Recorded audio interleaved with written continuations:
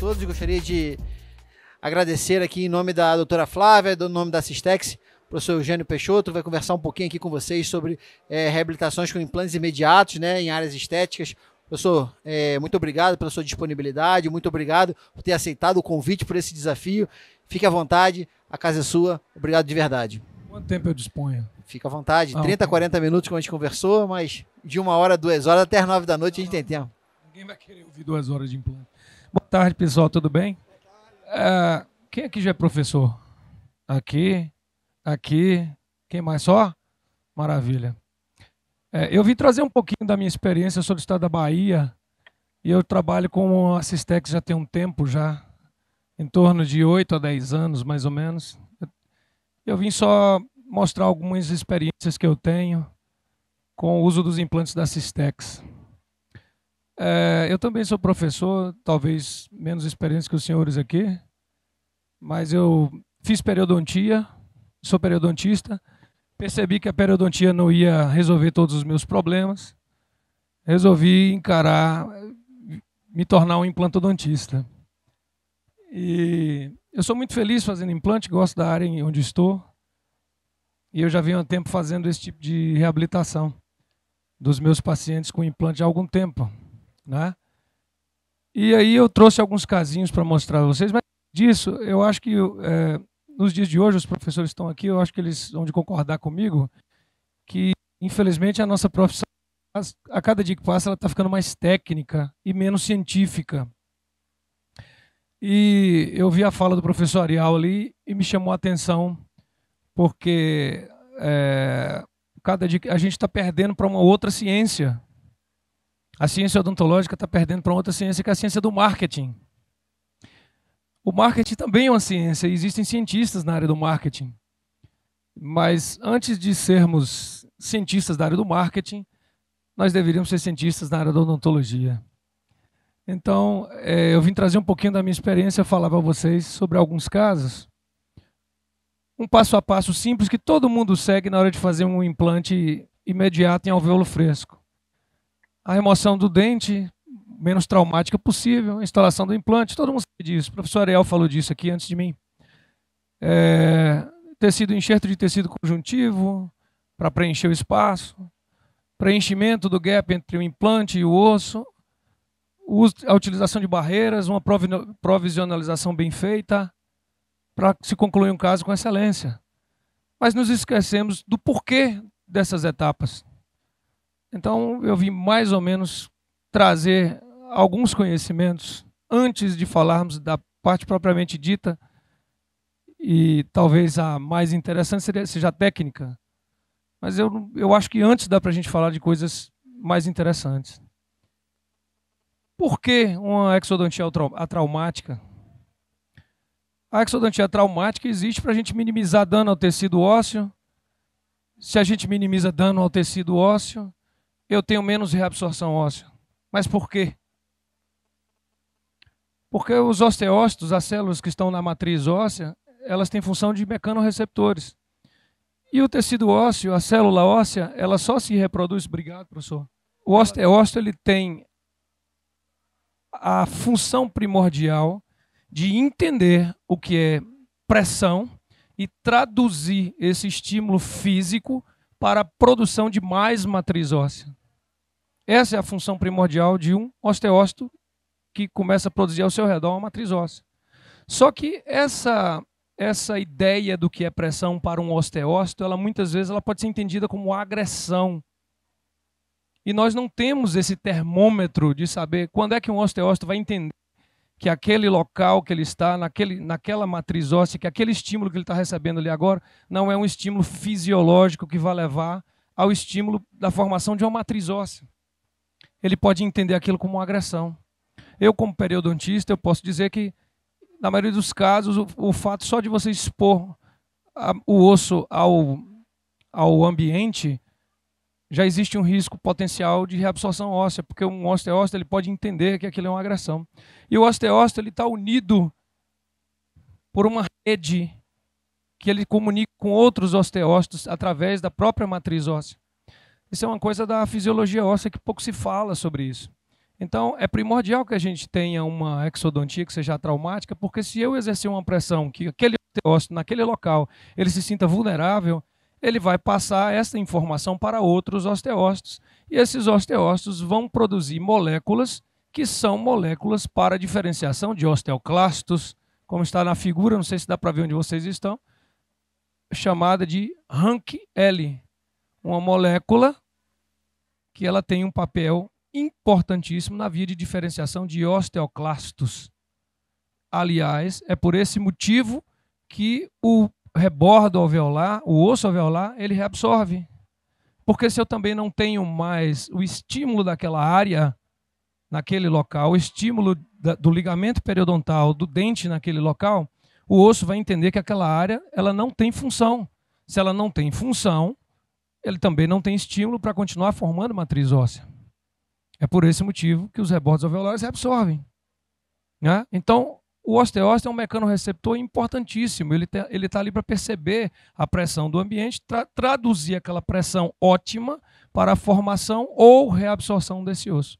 Se eu tenho uma exodontia traumática, obviamente eu vou causar maiores áreas de reabsorção. Pensando nisso, após essa exodontia traumática e após a manutenção ali, vamos dizer, da saúde do osteócito, é a escolha dos implantes. Eu tenho por hábito, eu já tenho muitos anos que eu utilizo sempre a linha da Avante da Systex, por vários motivos. O primeiro deles é pela plataforma de 3,5. Se eu tenho uma plataforma de 3,5, que os estudos dizem que a plataforma de 3,5 é uma plataforma mínima, mas que eu tenho espessura de parede de implante para que eu não tenha fratura de um componente depois. Então um diâmetro de plataforma ideal para que eu consiga manter a maior quantidade de osso possível ali. Então eu adotei, né, por eliminação, tirar plataformas de diâmetro maior, já que nós sabemos, através de vários estudos científicos, que a largura da plataforma não compensa o comprimento do implante, em termos de dissipação de força e longevidade dos casos. Nós sabemos disso. Isso já é sabido. Então, pouco adianta eu usar uma plataforma larga de 5 milímetros para compensar uma altura que o osso não tem. Então, isso não funciona. Os estudos já dizem isso. A dissipação de força vai ser a mesma. Graças. Então, nesse caso, eu sempre optei pelas plataformas de 3,5 milímetros de diâmetro, porque eu acho bem interessante a medida que todo e qualquer osso será reabsorvido.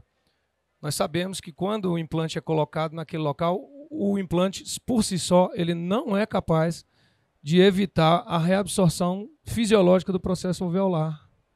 Nós já sabemos disso. Tanto isso é sabido que estuda-se os designs, o design do implante, o perfil das roscas, isso tudo é importante.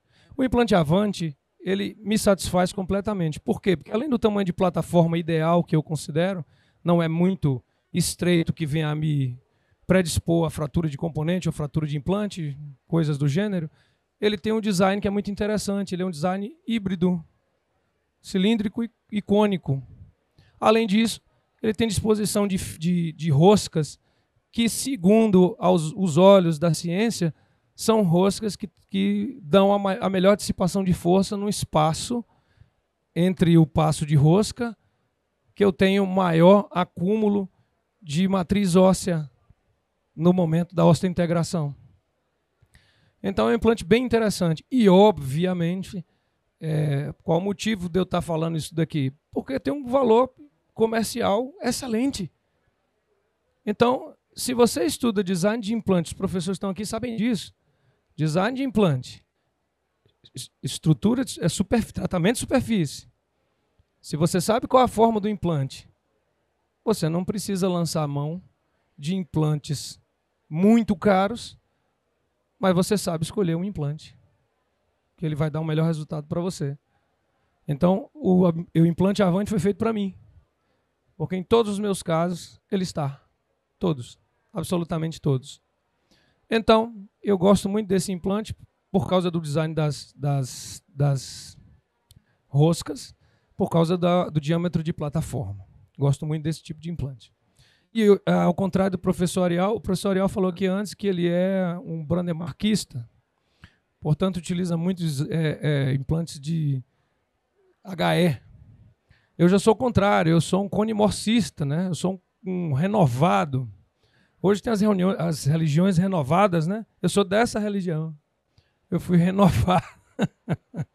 Então eu sou um conimorcista. Eu não acho que, como periodontista, eu deveria usar um implante diferente, de encaixe diferente, né?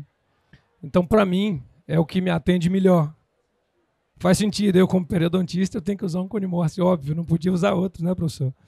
Então, eu gosto muito desse tipo de implante e utilizo bastante. Vamos lá, vamos para frente, vamos falar mais um pouquinho. Então, olha só, esse é um implante, tem até um estudo aí do professor Elias, tem um que está na moda agora, que eu li ontem, na verdade. Não está na aula. Mas já tem um estudo do mesmo professor só com implantes Avante, achei interessante. Mas esse é um outro estudo que ele fala da disposição das roscas, que ele compara de várias fábricas diferentes, inclusive um tipo de implante Avante.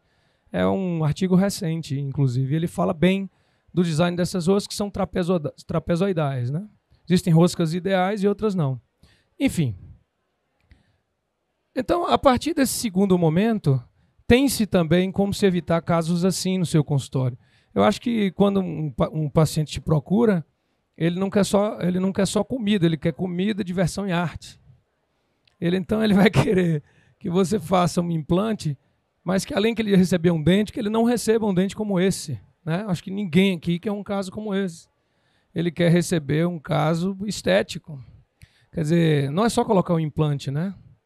Outra coisa eu falo também para meus alunos, eu sou formado há 25 anos, tá? Eu já tenho 48 anos, 2 filhas de 19, eu já fiz muita coisa na odontologia, mas falta muito ainda também, né? Então, eu digo isso a vocês porque eu sinto muita falta de professores mais científicos. Eu sinto muita falta disso. E eu acho que a nossa ciência está perdendo muito para outras ciências. Então, essas fotos são de pacientes que chegam no meu consultório para evitar casos assim ou assim. Esse paciente tem um implante aí. E é um implante HE. Ó, não estou falando mal do implante HE, pelo amor de Deus. Já usei HE demais.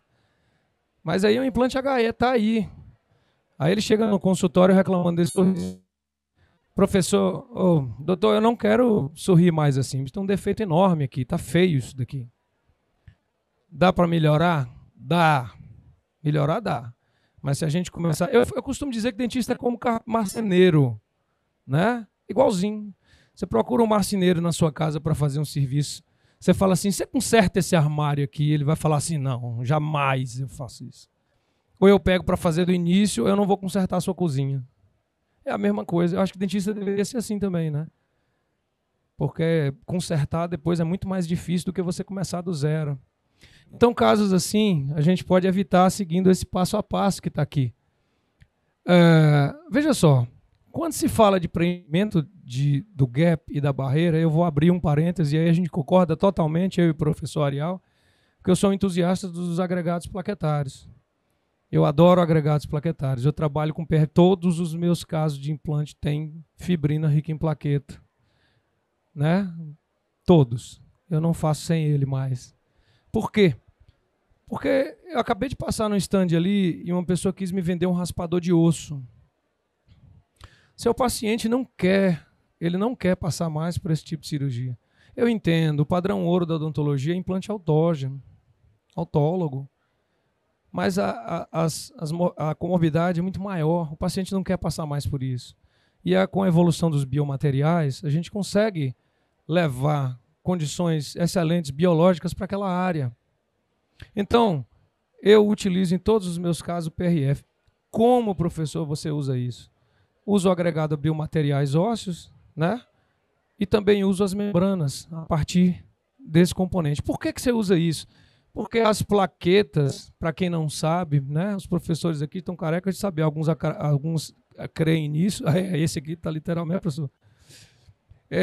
Alguns creem muito no PRF, outros não. Não é uma questão de crer, é uma questão de ler. Vamos ler. Aqui a feira está lotada de centrífuga vendendo aí, mas não se vê pouca gente falando sobre PRF. Por quê? Porque nós estamos perdendo para a ciência do marketing. Não existe como se patentear PRF. Por quê? Porque é do próprio indivíduo. Ninguém vai conseguir patentear. Então, se a gente não consegue criar um produto de PRF, isso não consegue ser vendido. Logo, as empresas não têm interesse no PRF. Só que isso é ciência. É um material barato, excelente e que eu posso transformar qualquer enxerto, seu condutor, no enxerto, muitas vezes, osteoindutor. Ah, Eugênio, você pegou pesado. Você falar que o enxerto vai se tornar osteoindutor porque você usa PRF é pegar pesado. Bom, de qualquer forma, a cicatrização é infinitamente melhor quando você utiliza o PRF. Os processos inflamatórios ocorrem de forma modulada. Você tem a organização de fibroblasto, não de forma desordenada, mas de uma forma ordenada. Por quê? Porque ali eu tenho plaquetas que formaram a rede de fibrina naquele local e a rede de fibrina daquele local foi capaz de levar fatores de crescimento para aquele local, sobretudo para a angiogênese. Isso já está mais do que comprovado pela literatura. Dizer que a PRF vai formar osso, talvez a ciência ainda careça de mais estudos sobre isso, né? E eu admito essa possibilidade. Porém, por outro lado, é fato de que os processos inflamatórios são muito mais eficientes quando eu já utilizo um coágulo pronto. Como é que eu vendo isso, meu paciente? Eu converso com ele e falo assim, vem cá, se eu pegar em você se eu pegar um coágulo seu e eu já levar a casquinha da ferida para o local, você acha que fica melhor ou pior? Ele vai falar o quê? Claro que fica melhor. Você já está levando um cascão pronto. Eu falo, e quando você toma banho, aquele cascão que é preto, ele fica que cor? Branco. É esse cascão que eu vou colocar em você. Ele vai ficar em meio úmido. Essa é uma barreira interessantíssima da gente utilizar. Por quê? Porque eu tenho, além de uma rede de fibrina, eu tenho células do indivíduo. Por quê? Eu não tenho só uma rede de fibrina, eu tenho um pallet de leucócitos ali também, de células ali, viáveis do paciente, que eu posso levar até aquele local, né? Meus colegas bucomaxilo sempre falam assim, Eugênio, as pessoas que fazem esse tipo de técnica, às vezes não tem nenhuma preocupação, coloca sobre o enxerto de osso particulado uma resina. O que você pensa sobre isso? Eu tenho medo, eu tenho muito receio. Por quê? Porque contamina. A gente sabe que contamina. Mas e será que se eu colocar ali um coágulo de PRF naquele local, eu tenho contaminação? Não tenho contaminação. Pela literatura é impossível de eu ter contaminação. Por quê? Porque eu tenho uma barreira de fibrina do próprio paciente em que ainda tenho células de defesa daquele mesmo paciente naquele local. Então por que não utilizar? Né? Eu acho que é tão eficiente, tão barato, você gasta tão pouco numa centrífuga dessa. Eu acho super em conta você fazer isso. Então eu utilizo em todos os meus casos, porque isso vai melhorar muito os processos inflamatórios, como demonstra esse artigo com essa figura. Esses artigos são todos aí para provar que eu não estou inventando coisa, não estou reinventando a roda. Eu estou apenas usando a ciência a meu favor, no meu consultório, que eu acho que é o que todo dentista deveria fazer. Ler. Né? O dentista hoje, ele mal lê o catálogo da empresa. Quanto mais um artigo científico. Então a gente tem que mudar isso, principalmente as novas gerações. Né? As novas gerações, os filhos da pandemia ainda estão piores. Meus ex-alunos, todos que são filhos da pandemia, eu falo, vocês vão pagar um preço alto daqui a alguns anos. Altíssimo. Né? Exatamente. Então, esse aí é só para dizer como é que uma plaqueta que está aqui em azul, ela consegue liberar fatores de crescimento. Então, o que acontece é que eu tenho um processo cicatricial, que eu tenho aí ordenamento das fibras do recrutamento de fibroblastos, das fibras colágenas, e ao mesmo tempo que isso acontece, eu tenho ali uma liberação abundante de fatores de crescimento, que pela literatura eu teria também para formação óssea, mas que é demais a gente falar isso agora, nesse momento. Talvez no ano que vem não seja, mas nesse ano ainda é. Então, o que eu tenho de justificativa para a utilização da barreira seria o PRF. Por que você está colocando essa figura aqui? Para demonstrar, esse é um artigo clássico aí, um artigo clássico, muito clássico, que a gente demonstra a presença do implante e a reabsorção, sobretudo, das tábuas ósseas vestibulares. Então, áreas estéticas, eu tenho que ter preocupação com a tábua óssea vestibular. Né? Então, eu tenho ali, no dia 1, o que eu encontro aqui na vestibular? Osso. No dia 30, esse osso já desceu em relação ao osso lingual. E no dia 90, com 3 meses, que geralmente a gente reabre esses implantes aí com 2 meses, agora já começa a trabalhar. Né? Agora está na moda um negócio de abrir implante com 21 dias, né? 21 dias está osso integrado, professor? Você concorda com isso?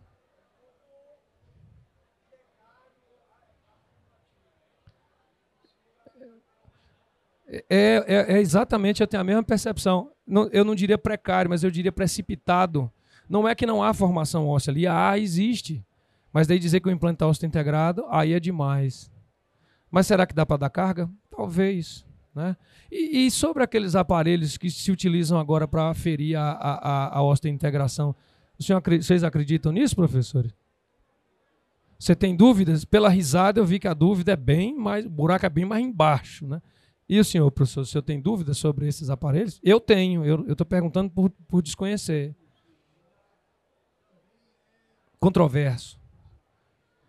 Pelo mecanismo de ação para ser feita a leitura da osteointegração.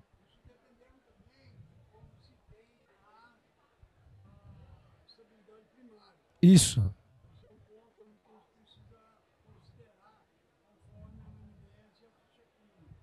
Você fala para o uso do aparelho? Entendi. Entendi. É porque, inclusive, esse tal esses índices ICQ, né? ICQ que eles falam, para aferição pelos esses aparelhos, eles estão muito em voga nos artigos científicos agora. Então, as pessoas estão utilizando, de fato, esses aparelhos para aferir a osteointegração dos implantes. Pergunto por desconhecimento mesmo. Né? Eu, inclusive, por logística do meu consultório, eu não sou um profissional da carga imediata. Não sou. Por quê? Porque eu sou periodontista.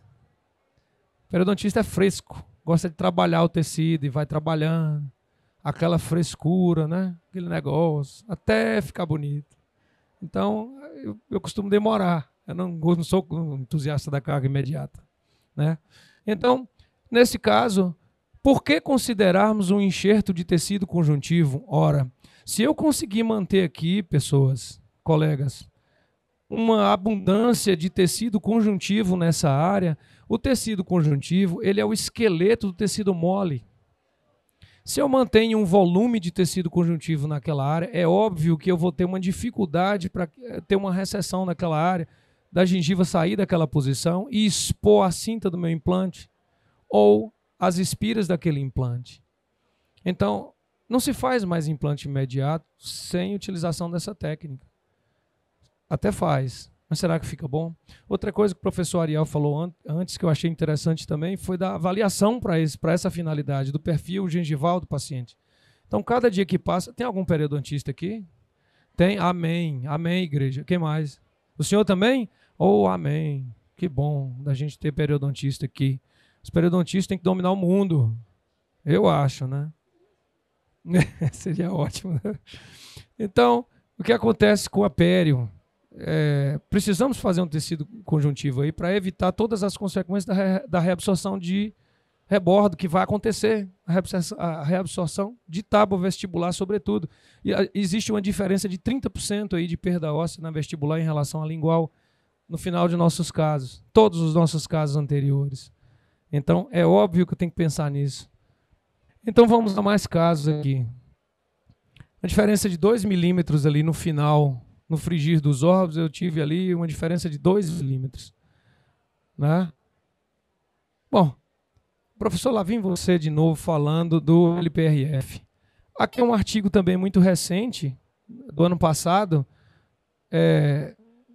exaltando novamente os potenciais de formação óssea do LPRF. Então já existe artigo que dá suporte da gente crer que eu não tenho mais ali naquele biomaterial um material osteocondutor. Eu tenho ali um biomaterial agora que sofreu um boost e ele tem potencial osteoindutor. Por quê? Porque eu tenho ali, em tese, fatores de crescimento para a formação óssea. Essa figura nos diz exatamente isso, sobretudo sobre essas duas moléculazinhas aqui, ó, fluminense, né? Verde e vermelho, né? Professor, o senhor que é do Rio aí, isso é fluminense? Isso é o quê? Flamengo, né? Né? Então eu tenho aqui o fator de necrose tumoral e eu tenho aqui o IGF, que é o insulino dependente, né? Os fatores de crescimento, né?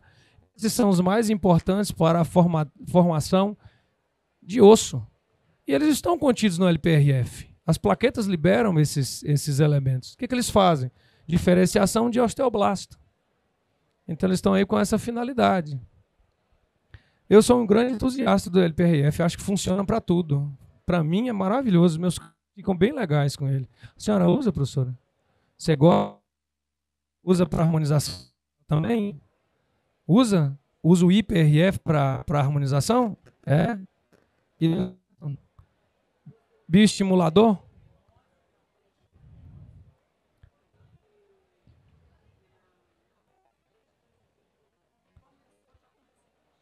Ah, que bom. Já fazia PRF. Eu não, já comi no PRF. Como eu disse, eu sou renovado, né? Então, renovado que eu digo assim, eu fui para outra igreja. Eu já converti na igreja moderna. Então vamos passar aqui para frente. E aí a gente faz o preparo. Para quem nunca viu isso aqui, né? Eu estou cheio de professores aqui me julgando o tempo todo. Né? Mas para quem nunca viu isso, nós temos aí o stick bone ali, que a gente utiliza. Eu utilizo materiais da Regener também. Blue Bone. Eu sempre uso Blue Bone. Comecei a usar já tem algum tempo e já tem alguma casuística com isso. E as membranas de PRF que a gente usa para... E aqui o pequeno enxertinho de conjuntiva aqui aguardando a hora dele entrar. Né? Então, nós tem isso tudo aí. Tá aí o Blue Bone aí, utilizado. Tem até esse caso que está aí na frente é sobre isso. Então, olha lá. São fotos. Esse caso, inclusive, essas fotos são de sexta-feira de manhã passada. Esse caso foi feito sexta-feira agora. Hoje é que dia? Segunda, né? Sexta passada. É sexta. Ah, é sexta. É, hoje é terça. Eu estou perdido no tempo. Na Bahia o tempo anda mais devagar. Então, aí eu tenho aqui a instalação do implante Avante no alvéolo fresco. Aqui dentro o preenchimento do gap já com as suturas aqui para colocar o enxerto de conjuntivo em posição. Já tem um ganho de volume ali. E ali em cima já coloquei o pallet ali em posição para poder adaptar o provisório do paciente. O implante entrou com carga muito baixa, eu optei em fechar e esperar a cicatrização com calma. Né? Mandei o cara ir para a praia, vai passear. Vai comer, hoje, a acarajé não pode hoje porque está quente, então toma só uma cervejinha gelada, não tem problema. Né? E aí colocou-se o provisório aí. Bom, a respeito, deixa eu ver de outros casos, se tem mais esse caso para frente aqui. Bom, aí é um casinho de implante de provisionalização, veja só. Pois não. Só a membrana, vou voltar aqui. Você diz aqui? Aqui? Só a membrana, mas claro que eu não suturei aí ainda. É, sutura. Eu suturei completamente isso aí para firmar isso no lugar. Porque senão o paciente chega em casa e fala assim, ó, solta tudo. Né? Aí ainda em cima de... Porque eu discutia cedo aqui agora falando isso, que muitos profissionais colocam um enxerto particulado ali e colocam um provisório em cima daquilo. Porque não faz sentido nenhum eu pegar esse negócio que está tão bonitinho e eu abrir aqui. Eu brigo muito com os meus... Eu tenho lá no curso, eu tenho um curso de especialização lá na Bahia e o meu sócio do curso é bucomaxilo. E tem algum bucomaxilo aqui? Não, né? Então posso falar mal deles, né? Pode? Pode. Então, eles escolam isso aqui, fazem aquelas incisões no periósteo para poder liberar o tecido, né, professor? Puxa aquela mucosa mastigatória toda lá da vestibular e traz ela para cá, para cima do alvéolo. Aí fica um negócio lindo depois cicatriza, né? Aquela área de mucosa que você vê de frente da vestibular, ela faz assim, invaginando para dentro da área que você vai reabrir seu implante, né? Então, faz dó você pegar isso daqui tão bonitinho, com esse trabalho todo, fazer uma sutura aqui, esgarçar esse negócio, apertar tudo, comprimir. Não conhece periodontia, o professor está falando aqui. Então, faz dó. Eu prefiro deixar bonitinho assim, coloco o paletezinho, que eu criei uma barreira ali, e daí em cima você coloca sutura leve, a sutura leve, sem muita isquemia naquele local, fio de sutura bonzinho, né, poliamida direitinho, coloca ali em cima um provisório e aí manda o paciente relaxar. E aí você tem a garantia que aquilo ali está isolado, não tem contaminação, não tem nada. Claro, óbvio, que o osso também que está lá dentro foi tratado com PRF, né, para favorecer a angiogênese e tudo isso. Ali está sem suturar ainda. Nesse segundo caso, o paciente chegou com esse dente já com uma fístulazinha. Dá para ver, não? Uma fístulazinha nessa área aí, de fratura. Eu recebo demais isso, né? Tem endo aqui? Não, né? Acho difícil achar um endo aqui, né? Mas endo é assim, existem duas classes de dentes tratados com canal. Conhece, professor? Os que já fraturaram e que os vão fraturar. Então, vão fraturar. É questão de tempo. Aí fala assim, quando foi que você fez esse canal? 18 anos. Quando você já é 50, você vai ver. Entendeu? Tem 18, acha que 50 está muito longe dele, né? Aí quando chega... Opa! É isso. Tenho medo de atentado. O resto eu não tenho medo, mas se bem que aqui é difícil, né? Então, vamos lá. Esse dente foi extraído atraumaticamente. Está lá o local sem o dente. Né? Depois disso daí foi feito um enxerto de conjuntivo ali naquela área. Veja que o paciente tem um perfil, né, professor, um perfil gengival interessante, ele já tinha, né? Um fenótipo gengival interessante. Então, aquele enxerto que está ali é muito mais para manter a integridade daquele local quando o osso sofrer remodelação, depois da extração feita, né, da exodontia feita. E ali, nesse terceiro caso, um cicatrizadorzinho, um cercado de PRF, fixado ali, óbvio que houve preenchimento do gap com um stick bone naquele local. Né? E ali, por vista oclusal, eu tenho essa imagem aí, com o cicatrizador cercado do PRF e as suturas feitas ali, e a visível e notável, perceptível ganho de volume nessa área. Né? Esse casinho termina sendo feito um provisório adesivo desse paciente no primeiro momento. Já falei para os senhores que eu não sou o profissional da carga imediata, então eu gosto de aguardar. Fala, professor.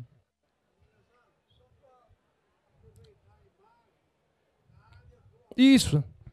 Aqui. Excelente pergunta. Eu não vou dizer que eu estava esperando essa pergunta, mas eu gostaria que alguém tivesse perguntado. Então, essa área é o seguinte. Primeiro, na área doadora, eu uso alguns critérios. Não sei se a professora vai concordar com isso aqui. A professora também, né? Então, depende da espessura do palato do paciente, a técnica que você vai escolher, da técnica doadora. Quando é um palato muito fino, eu prefiro desepitalizar por ali e tirar um enxerto inteiro daquele local. Quando o paciente tem uma espessura interessante de palato, dá para fazer um envelope, uma abertura de uma janela para você retirar. Eu sempre coloco uma membrana de PRF ali dentro. Sempre, em todas as situações. Se eu tenho a gengiva que eu posso retornar para aquele lugar, eu preencho aquele local com uma membrana de PRF dentro. Se eu não tenho o envelope, eu coloco a membrana, passo a sutura, passo a membraninha por dentro e suturo aquela área toda com a membrana de PRF no local. Eu acho engraçado, não sei se a experiência da professora é assim, mas toda vez que você coloca a membrana de PRF no local, parece que há uma estimulação do sangramento. Sangra naquele momento mais um pouco. Então, nesse caso, eu sempre coloco a membrana de PRF aqui também. Utilizo em todos os casos. O paciente não tem resistência, quem não usa PRF, ele não resiste à técnica, ele não acha estranho mais, isso é coisa do passado. Tá? E a coleta é muito simples também, muito fácil de fazer. Dá para fazer no consultório tranquilamente. Ainda dá para tirar foto, porque eu ainda tiro minhas fotos. Né? Então, esse é um dos casos em que, aí com o provisório em posição, propositalmente, eu deixei um espaço aqui, porque eu achei que se eu chegasse um pouquinho esse provisório para cima, eu ia comprometer o zênite dental aqui desse paciente. eu fiquei com medo de pressionar essa área. Deixei um espacinho aí para ver se a gengiva crescia aí por cima e acabou funcionando. Veja só, esse caso não é um caso perfeito. Por que não é um caso perfeito? Tem defeito também. Por que tem defeito? Porque esse é o caso final. Esse é o caso que o paciente já tem black space, ele já tem prótese sobre dente, né? Já não é um caso tão legal de mexer. É um paciente mais velho. Mas, por outro lado, o paciente ficou muito satisfeito porque a qualidade de sorriso dele é essa. Né? Isso aí eu perguntei a ele, falei assim, me dê um sorriso aí. Aí ele sorriu. Eu falei, mas eu quero o sorriso da Mega Sena. O sorriso da Mega Sena dele é esse. Eu achei engraçado como as pessoas são tristes quando ganham na Mega Sena. Né? Olha, é o sorriso da Mega Sena dele. Então, tá ótimo, né? O caso dele. A pessoa nunca vai imaginar que naquele local eu tenho ali uma área de implante, porque o próprio dente do paciente, o dente do paciente natural já não está legal, né? Esse é o dente natural do paciente. Então, acredito que é sucesso, um caso bom. Né? Então, seguindo o passo a passo e utilizando os artifícios que a ciência nos dá, novamente, outro caso de fratura de dente, né? Um premolar foi fraturado ali no início de um paciente jovem, a instalação do implante Avante, fechamento do implante, preenchimento do gap com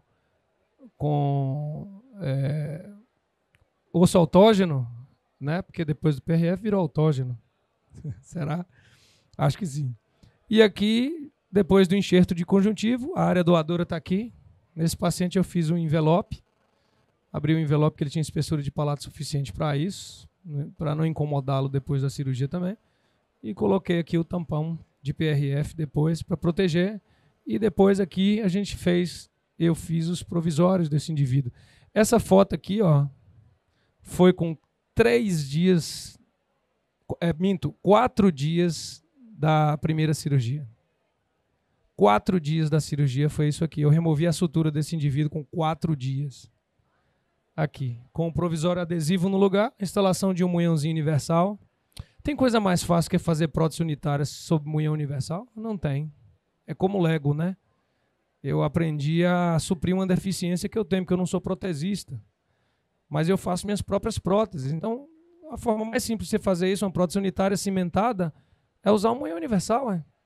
Eu sou periodontista, eu sei como ninguém escolher a altura do transmucoso de um paciente, então que mistério tem você fazer uma prótese com munhão universal? A Cistex está cheia deles aí nos catálogos. Outra coisa são bons munhões, porque são munhões monolíticos.